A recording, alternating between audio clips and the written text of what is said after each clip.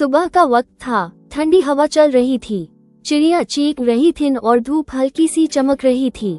मामा cat ने अपनी आंखें खोली और कहा, उठो बच्चों, आज हम नया घर शिफ्ट करने वाले हैं।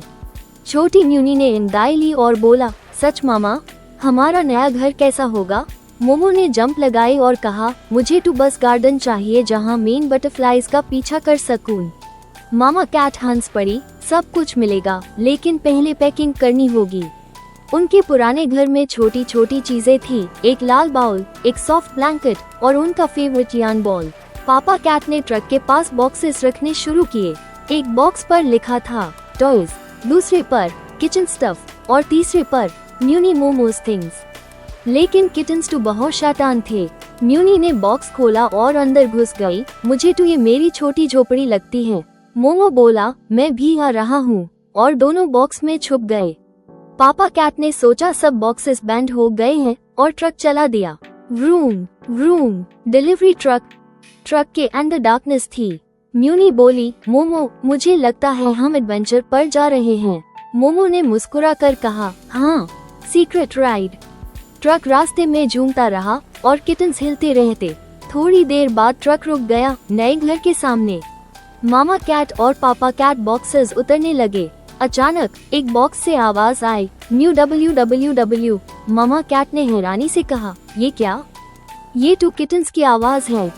जब बॉक्स खोला गया तो दोनों छोटी बिल्लियां अंदर से निकली, थोड़ी सी डस्टी, लेकिन चीख रही थीं, टाडा, सरप्राइज। पापा कैट हंस पड़ा, तुम दोनों ने तो आधा सफर बॉक्स में किया।